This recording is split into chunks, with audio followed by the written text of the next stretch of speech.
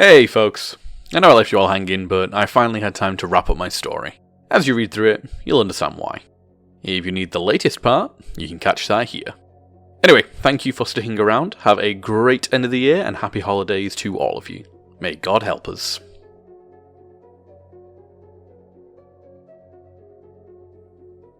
Well, the room was tense, filled with silence only broken by the distant rumble of Butch's jeep. I looked at Kenway, a mix of confusion and determination in his eyes. He nodded, conveying a confidence that I wasn't sure he possessed. You can do this, Jake. Remember, he's vulnerable now without the amulet. You can use some weapon or whatever to stun him. He may not die, but he can still feel pain very well. Butch, outside, continued yelling as he approached the door, anger overflowing in his words. I decided to act quickly, rushing to lock the entrance and buy some time. After doing that, I went to the counter and fumbled blindly underneath to grab the weapon as quickly as possible. I couldn't find it, and Butch kept advancing, now more slowly. I crouched to look, and the old smoke-stained barrel wasn't there. I heard a mechanical click behind me. It seems that I had found the weapon, and it was cocked and aimed at me. Jake, my boy, you've got yourself into trouble, huh? He smiled, but it was an empty smile, betrayed by hidden malice. Butch approached, eyes fixed on me, and Gonzalez blocked my escape route. What's going on here? Mr. Gonzalez, are you betraying me too? Betrayal? Not exactly. I'm just doing what's best for me. Still, with the gun pointed at me, he walked backwards towards the door and unlocked it, letting the sheriff in. Looks like your boss here made the right choice. Now, Jake, it's time for you to pay for your misdeeds. He aimed his rifle. Come on, bring it! I hate shooting people like you. I need a good excuse that you attacked first. I stood still, looking at him. There was nothing that could be done. Okay, you've exhausted me. Say goodnight, Jake. Good night, Jake. A ghostly voice echoed, and with that, all the lights in the store went out. What the hell? Gonzalez, quickly! Find the circuit breaker! I felt a guiding hand, an intuitive force showing me where and how Butch was. I lunged at him, turning his gun away just seconds before Gonzalez lit the light. We were then in this body-to-body game to try to take the gun from one another, when a sharp crack whizzed by my ear, making me deaf for a while. Gonzalez almost shot me. Don't make things harder, be a good collaborator, Jake, as you always were. Butch tried to push me into the line of fire. I was lost, and that's when over his shoulder I saw the office open.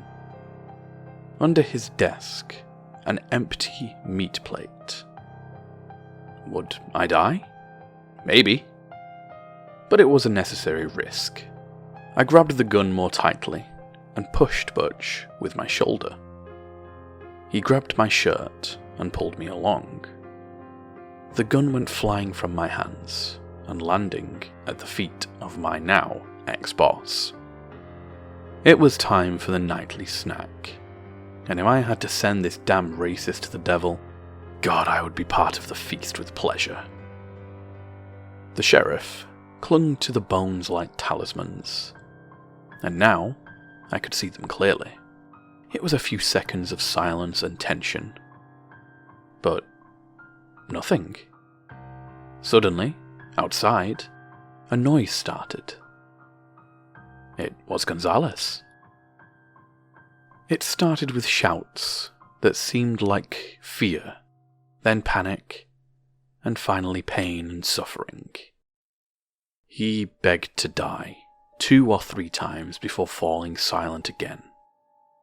Wet noises of things breaking and swallowing filled the air. I and Butch didn't even react for that moment, until suddenly I jumped on one of the bones, untying its knot skillfully. "You damn traitor, what's happening here?" he said, regaining his senses and advancing towards me. I put my full weight on the ground and pushed him up, giving a kick with all I had. He flew backwards, hitting his back on a filing cabinet and falling. I ran to the door and opened it, ready to see a sea of blood. However, there was nothing. Just one of the guns. A standard deputy's rifle. I quickly ran to the gun, while already hearing Butch's approach. I threw myself on the ground to grab it, and when I turned, he was almost on top of me. I saw his expression change when he saw the gun, and realized I was about to shoot.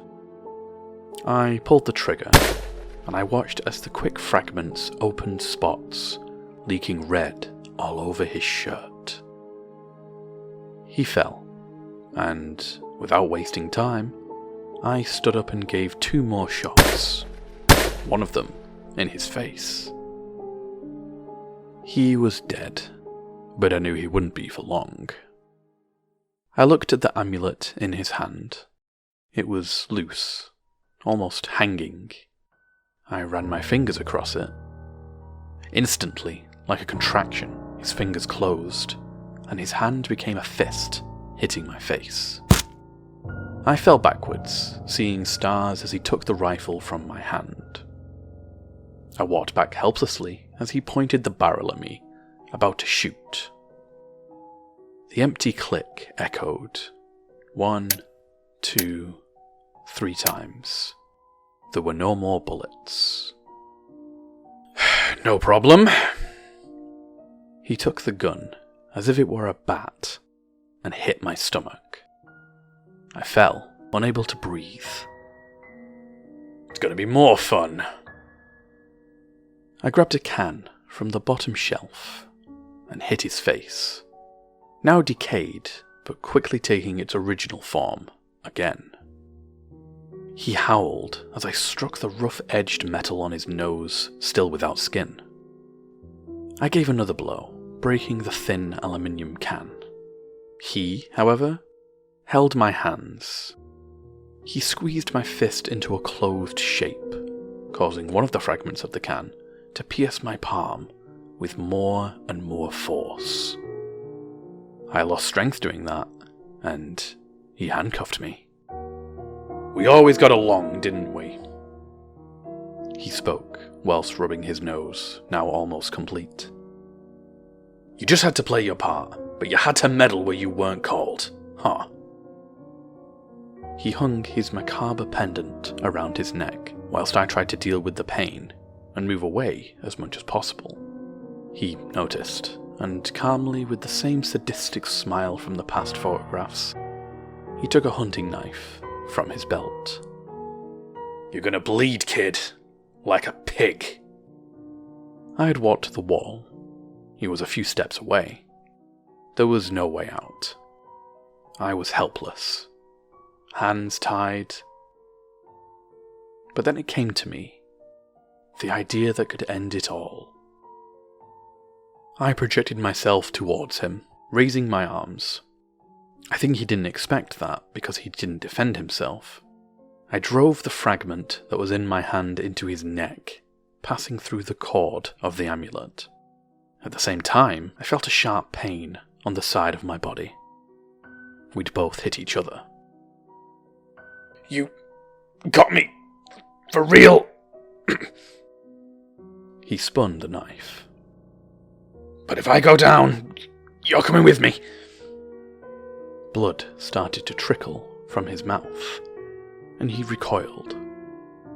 Kenway appeared, along with Beth.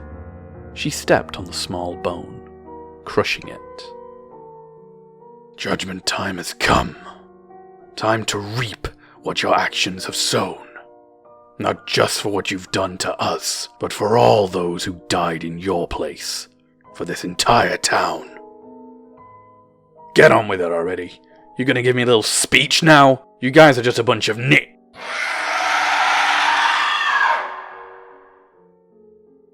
Beth lunged at him, tearing a chunk from his shoulder with a bite.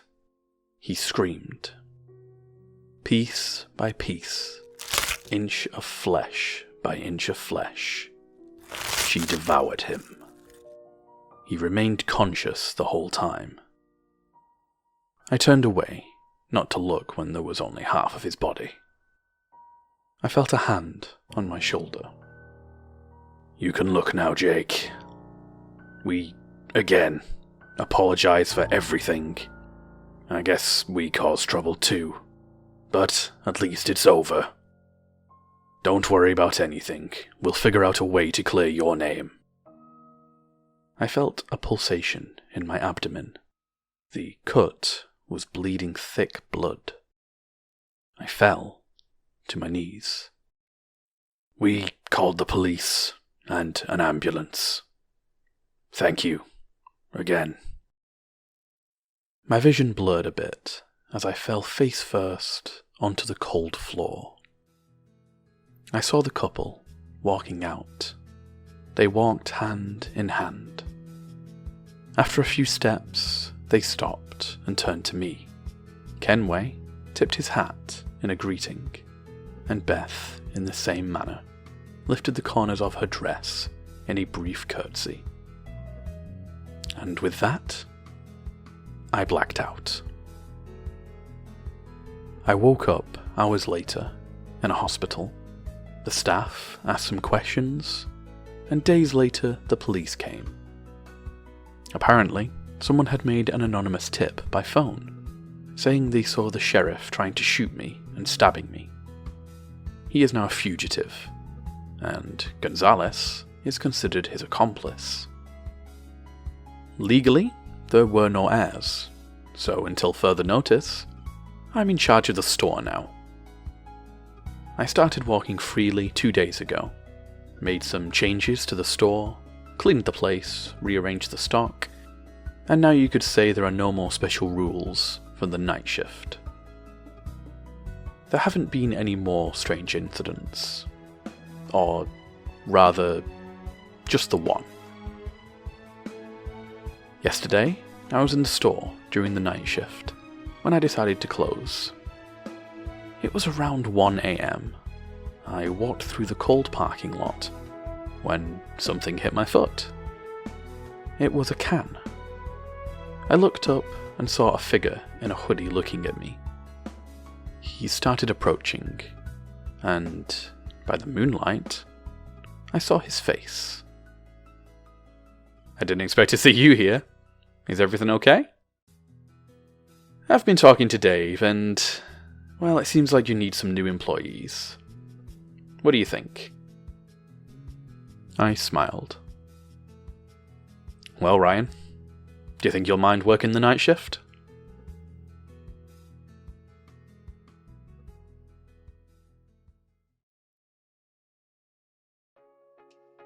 That was a really lovely end to a fantastic tale.